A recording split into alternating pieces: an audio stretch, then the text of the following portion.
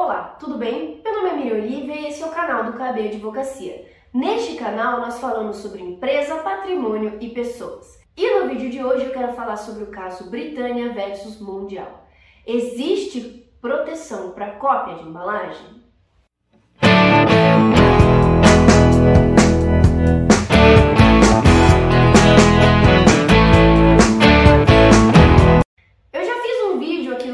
Explicando sobre o trade dress, que é a proteção que é dada quando há um conjunto visual que se relaciona com o seu produto ou serviço, tá? Que normalmente a gente pode trazer essa relação com as embalagens, tá? Mas não existe uma legislação específica que aborde sobre esse tema. E por isso que a doutrina e a jurisprudência, então os juristas e os juízes, né, os magistrados e embargadores, vêm criando essa compreensão por meio visualizando o nosso ordenamento. Mas eu quero falar sobre um caso específico da Britânia versus Mundial. A Britânia moveu uma ação contra a Mundial, uma ação que se chama seguinte: ação de abstenção de uso com pedido de indenização por violação de direito autoral. O que isso quer dizer, tá? A Britânia, ela entrou com uma ação contra a Mundial, dizendo que a Mundial deveria deixar de usar determinada embalagem, que eu vou inclusive mostrar para vocês, tá? Em virtude da violação de um direito autoral, que seria da Britânia, tá? E por que isso é interessante, tá? Os dois produtos que a gente vai comparar, essas duas embalagens, sendo bem direta para vocês, a gente está comparando duas embalagens. Elas são iguais ou não são iguais? Os dois produtos são máquinas de barbear, tá? Vou colocar aqui a imagem para vocês. O que a Britânia estava afirmando, tá? Que ela possuía os direitos autorais dessa embalagem. Esse direito autoral, ele não precisa ser registrado, tá? Essa é a nossa regra, tá? O direito autoral, ele surge com a criação do artista. Mas você pode utilizar do registro para comprovar a sua anterioridade, ou seja, que você foi o real criador daquela obra, você foi a primeira pessoa a fazer. E como que é registrada essa anterioridade? Na Escola de Belas Artes da Universidade Federal do Rio de Janeiro. Esse é o local oficial para você registrar uma arte visual, tá? Você pode fazer esse registro, tem várias empresas que fazem registro de anterioridade, mas isso é só como se fosse assim, como se você pudesse salvar o arquivo com determinada data, certo? Também serve como prova de anterioridade, mas o caminho oficial é a Escola de Belas Artes, tá? E a Britânia tinha a Escola de Belas Artes e ela inclusive chamou de embalagem azul essa temática, tá? Principalmente por causa desse fundo azulado. E diante disso, a Britânia estava dizendo que a Mundial tinha copiado, então ferido os direitos autorais dela, tá? No momento que ela está vendendo o mesmo produto com as mesmas cores, com a mesma embalagem, tá? Essa ação ela tem vários desenvolvimentos específicos, mas eu quero focar com vocês sobre essa temática da embalagem azul. Inclusive, eu achei esse tema tão interessante para trazer para o canal, porque eu estava conversando com um colega, André Disner, que comentou sobre esse caso e falou assim: você já deu uma olhada neste caso da Britânia? E quando eu fui analisar, eu falei assim: nossa, é um caso incrível, eu vou levar para o canal para todo mundo poder entender um pouco mais esse caso, tá? Essa ação ela foi ajuizada aqui no Paraná, tá? E ela acabou, então, no segundo grau no Tribunal de Justiça do Paraná, tendo a sua resolução, por enquanto.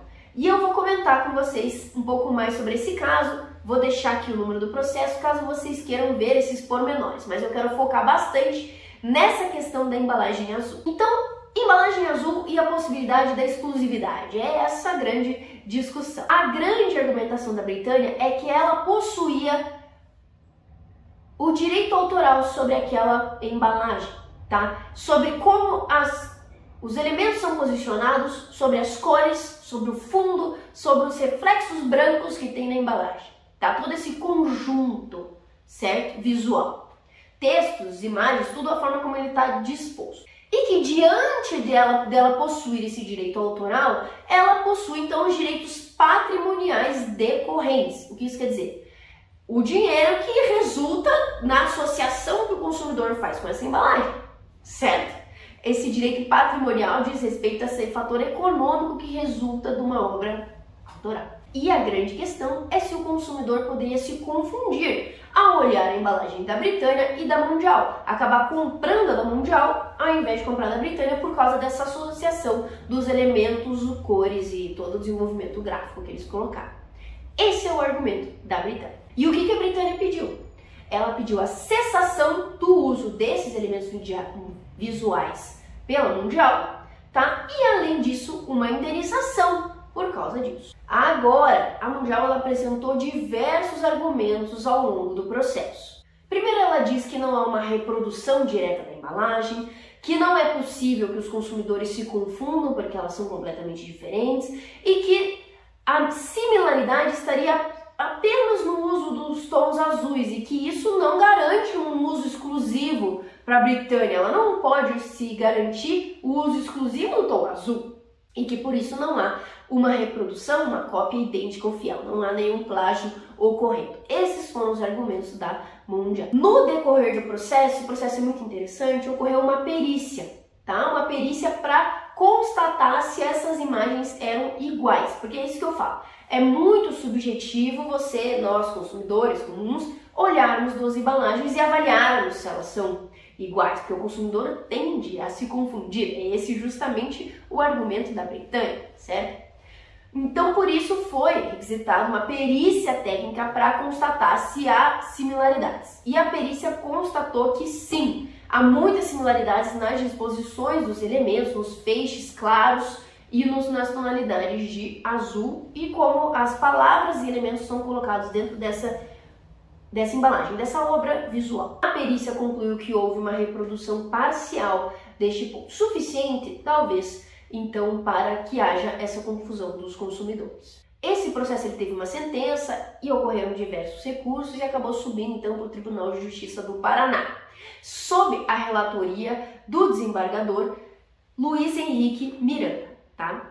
E o que dentre outros pontos, o que ele avaliou? Que houve uma imitação parcial da obra, englobando não apenas os tons azuis, mas também o fundo e outros elementos, que a identidade dos setores de atividade por consequência dos produtos envolvidos, tá? Que existe uma similaridade entre esses dois produtos e que há um possível erro ou confusão do consumidor na hora da compra. Esses foram os três principais pontos. O relator, é muito interessante esse voto porque ele enfatizou que é necessário avaliar o todo e não somente o azul. Por isso que ele avalia os setores da atividade e a possibilidade de confusão do consumidor. Porque veja, se fosse uma embalagem azul para vender um barbeador e um liquidificador, acho que o consumidor vai conseguir verificar uma diferenciação clara nesse sentido, né? Então, o relator ele trabalhou bastante nesses elementos. E ele ilustrou isso com uma frase que eu achei incrível, que eu quero trazer para vocês. Não fosse assim, até a mãe natureza poderia ser acusada de plágio da obra. Imagem azul. Nos dias de céu azul anil manchado por rastros difusos de nuvens brancas. Então ele fez essa associação dizendo que não dá para avaliar somente o azul, que foi registrado pela Britânia a embalagem como imagem azul, certo? Não dá para avaliar só o azul, porque até a mãe natureza poderia ser processada por isso. Mas não, precisa avaliar todo esse contexto. E avaliando esse contexto todo, o relator verificou que houve realmente um ilícito, que houve a violação dos direitos autorais, inclusive caracterizou como atos de concorrência desleal, porque você não pode fazer esse tipo de cópia com o objetivo, é uma cópia descarada que gera confusão do consumidor, tá?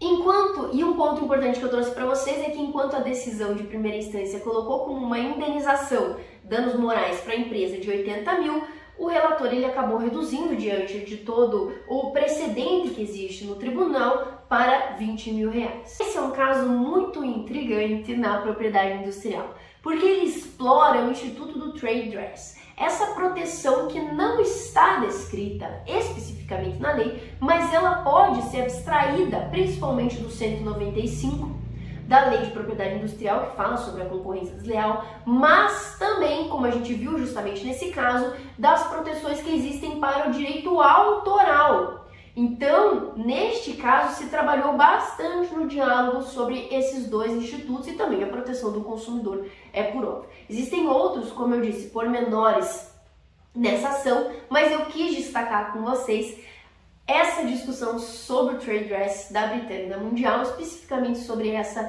embalagem azul. Eu vou deixar aqui na descrição do vídeo o número do processo, caso vocês queiram acessar. Eu agradeço muito a você que assistiu esse vídeo até o final. Eu agradeço o meu colega André Disner que trouxe essa sugestão. Então, se vocês tiverem sugestões de casos que vocês queiram trazer para a gente estudar aqui no escritório e explicar para o público, podem ficar à vontade. Eu achei esse caso muito interessante. E se você é dono de uma empresa que está verificando que algo está acontecendo nesse sentido, procure uma assessoria jurídica especializada para justamente trabalhar com esses registros, tá, autorais, ou seja, ou de marca tridimensional, dependendo do caso, para te dar uma proteção maior para eventualmente tomar uma atitude mais severa como uma judicialização. Tudo isso é uma estratégia jurídica de proteção da empresa e do seu posicionamento no mercado. Muito obrigada!